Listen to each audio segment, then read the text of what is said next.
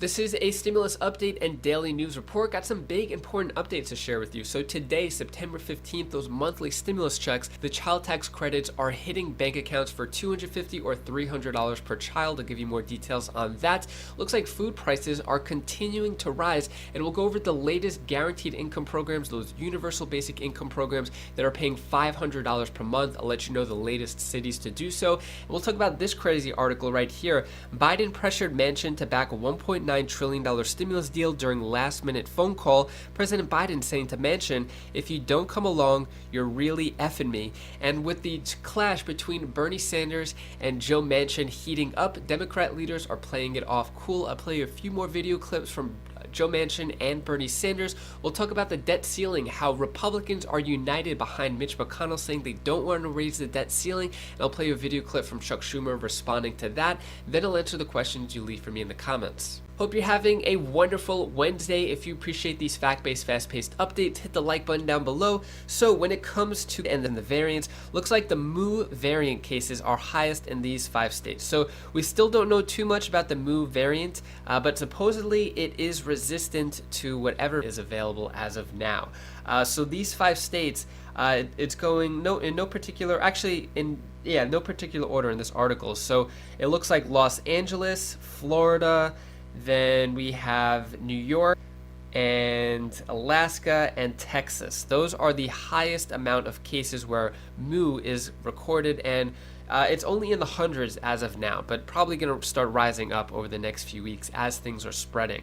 Also, Biden team sees efficacy waning in unpublished data from Israel.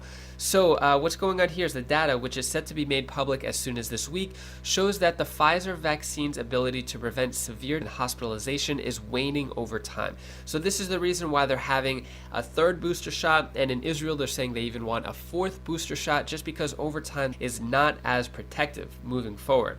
But with the new variants coming out, they're not really sure what the next steps are. Let me know your thoughts on this down in the comments below. Next, let's talk about how food is getting more expensive in the US, and it's not just due. So food prices are rising and rising. If you do any grocery shopping at all, I'm sure you could see that your bill is just getting higher and higher, almost on a weekly basis. What is the reason for that? So beef prices have been rising. Farmers and ranchers have been making less money. Climate change, labor issues, transportation, concerns over other supply chain distributions have been contributing to the rising costs over the past several years.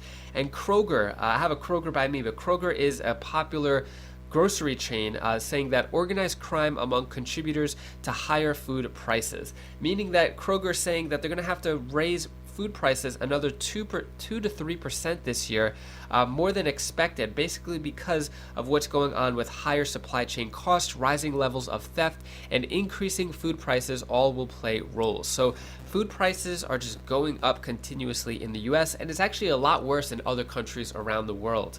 Next, let's talk about checks coming in bank accounts. So when it comes to the child tax credit, September 15th, which is today, your bank account gets a $250 to $300 boost. So this is not your first time getting it. You've probably gotten it before, starting August 15th. Everything is according to schedule with the $250, $300 boost. When it comes to the child tax credit portal, the IRS has not updated it any time since the last time I spoke about it. I think it's been over a month. Even though they said a lot of updates were going to come, nothing as of yet. Next, let's talk about what's going on with these guaranteed income and universal basic income programs. So more Hudson residents to get $500 monthly in universal basic income effort. So I spoke about Hudson, New York a while ago.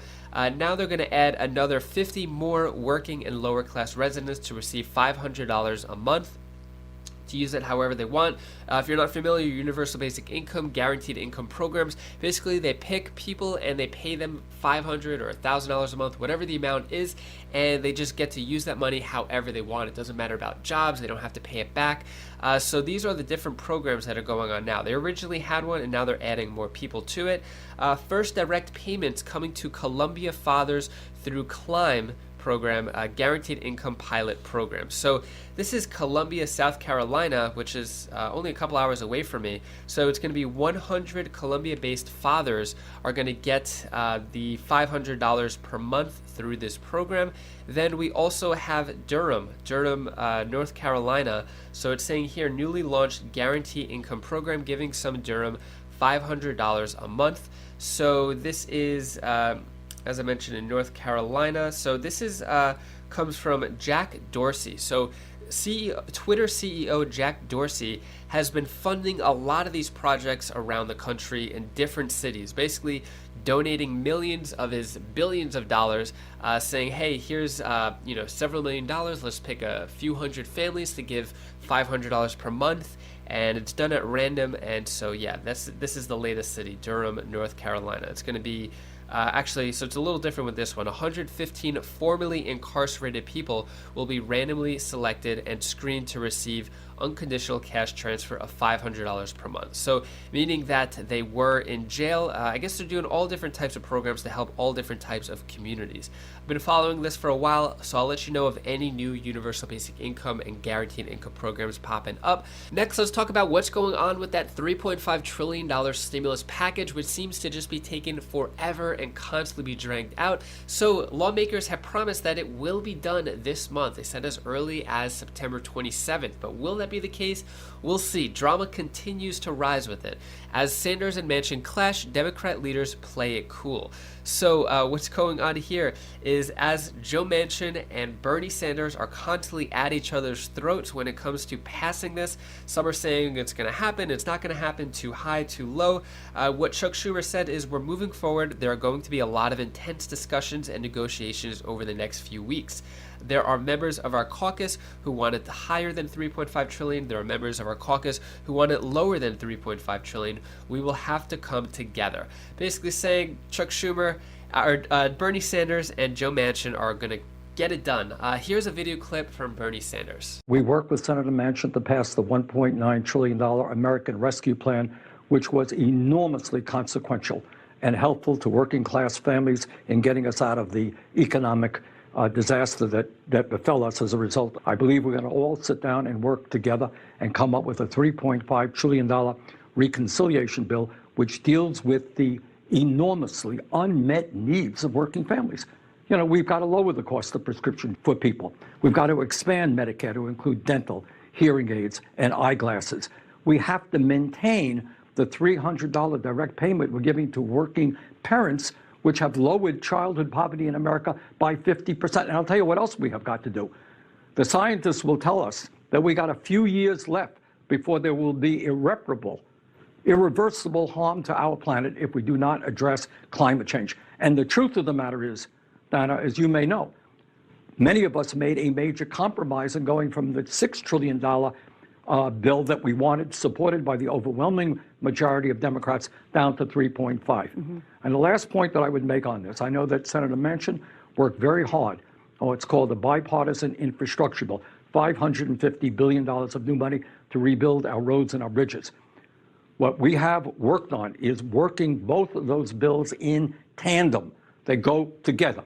And it would be a really sad state of affairs for the American people, for Congress, if both of those bills went down. What are your thoughts on Bernie Sanders talking about this? I've mentioned in the past, whose side are you taking here? Is it Bernie Sanders, Joe Manchin? Let me know your thoughts on that. Also, we have another Democrat who's causing a little friction here. John Tester says 100% of the reconciliation package must be paid for. So John Tester from Montana, he's a Democrat moderate, said that I'm going to be looking at a couple of things: where the money is coming from, how it's being raised, and then how it's being utilized moving forward. We have a lot of work to do, basically saying he's not going to vote for it unless it is 100% paid for. And also, this article came out, Biden pressured Manchin to back a $1.9 trillion stimulus deal in a last-minute phone call. So this is the second stimulus check package, or actually, sorry, the third stimulus check package. President Biden personally called Joe Manchin saying, if you don't come along, you're really effing me. Of course, you could use your imagination what that word is. I can't say it on YouTube. So this phone call took place March 5th, one day before the Senate lawmakers voted on whether to approve Biden's American Rescue Plan. So this happened one day. I'm wondering if we're going to have another phone call personally from President Biden calling Joe Manchin. Let me know your thoughts. Do you think President Biden is going to get involved? So far, we haven't heard of any of these phone calls, but then again, these are private behind-the-scenes phone calls that we don't hear until later. Here is a video clip from Joe Manchin. Then we'll talk about debt ceiling, and I'll answer the questions you leave for me in the comments. President Biden has seen no shortage of Republican opposition to a mandate strategy, but when it comes to the Democrats and their $3.5 trillion spending plan, in addition to united Republican opposition, the president has at least one Democrat, but probably a few more, including Senator Joe Manchin of West Virginia, saying, not so fast. In an op-ed in the Wall Street Journal, Manchin called for a strategic pause, writing, I've always said if I can't explain it, I can't vote for it, and I can't explain why my Democratic colleagues are rushing to spend $3.5 trillion. Well, Senator Joe Manchin joins me now. Senator, welcome back. Good to be with you, Chuck. Thank you. Let me start. My first question, and actually, I'm going to cede to the Speaker of the House. Take a listen to what she said. I want you to respond to it. Where would you cut? Child care? Family medical leave paid for? Universal pre-K? Home health care? So important. I think that's what I hear a lot from Democrats on Capitol Hill. It's like, we get it. We get what he's not for. But how do you get there? So what should not be included? Well, Chuck, first of all, everything that the Speaker, which I have the greatest respect for, has mentioned that I've been for and voted for. We spent $5.4 trillion. And a lot of that really continues way into next year. We haven't dispersed it all. The only thing I've said, put a pause on. Shouldn't we basically put a pause on with all the unknowns that we have right now we're facing? Don't know where it's going to go. Inflation is still very high and rampant. And then on top of that, the geopolitical unrest that we have going on, we might be challenged there. Don't you think we ought to be prepared for that? Since we don't have the emergency that we had with the American Rescue Plan when the president first came in and we passed? Let me ask you this, though. This is long-term infrastructure that in some ways, they call it human infrastructure. Social reform. I understand that. Social reforms, however you want to look at it. People have different names.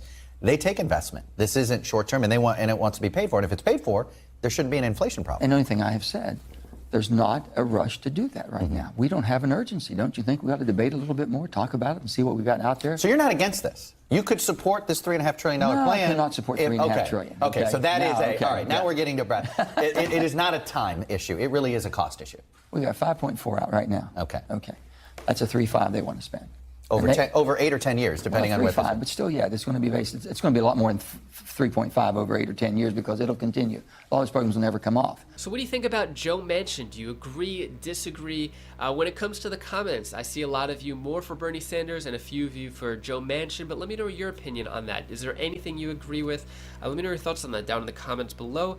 Treasury Secretary Yellen warns U.S. government could run out of money unless a debt ceiling is lifted. So we keep hearing these warnings that U.S. government is going to run out of money, we're going to default, and it's a serious problem. But it looks like the Republicans just don't want it to happen. So Mitch McConnell saying Republicans are united in opposition to raising the debt ceiling. So we are at trillions, multiple trillions of dollars right now, and Republicans are, what Mitch McConnell said is last night, he said Republicans are united in opposition to raising the debt ceiling.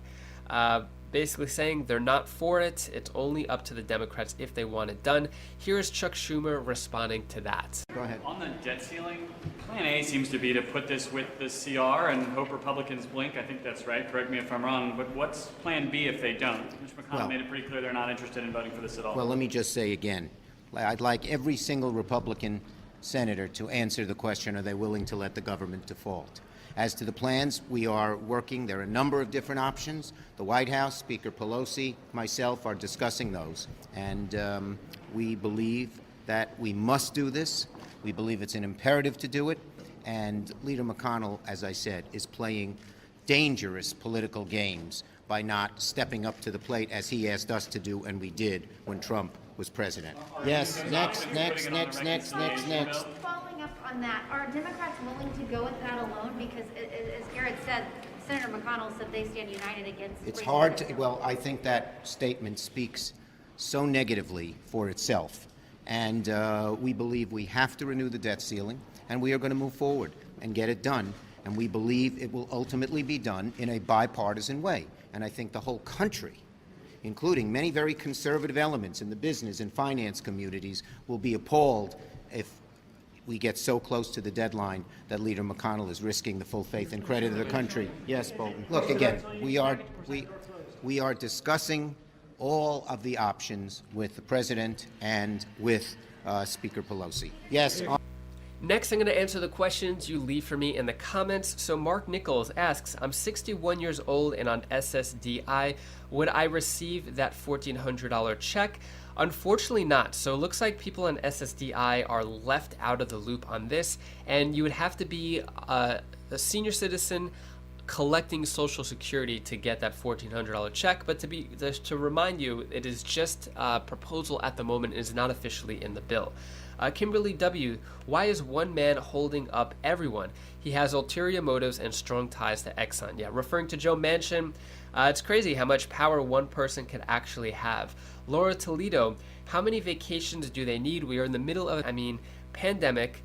Oh, plandemic, he said. We're in the middle of a plandemic. They don't give a rat's rump about America or we the people.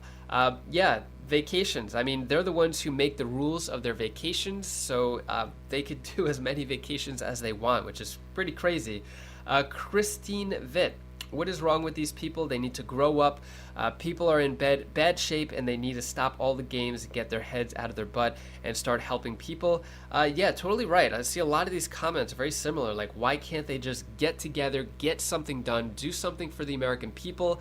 I think if the voting process was a lot easier and faster, a lot of these representatives would have been out of office a while ago. But since there's several years, could be 2 to 4 years, 5 years for governors to get people out of office, looks like they stick around a lot longer, and people forget a lot of these bad things when it comes time to voting.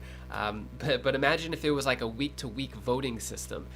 Yeah, things would probably speed up a lot more then. Anyways, that is all the stimulus news I have for you today. To hopefully cheer you up a bit, here's my daughter Bella's tip of the day. Hi guys, this is Bella. This is the tip of the day. I want to tell you the one thing that you should do. When you do something, and you don't learn, you will be a better person. If you learn, then you'll grow up and be more better at things that you learn. That's all I want to give the explanation to you. Take care, be safe. Thank you for watching. Safe. Thank you for watching. Safe.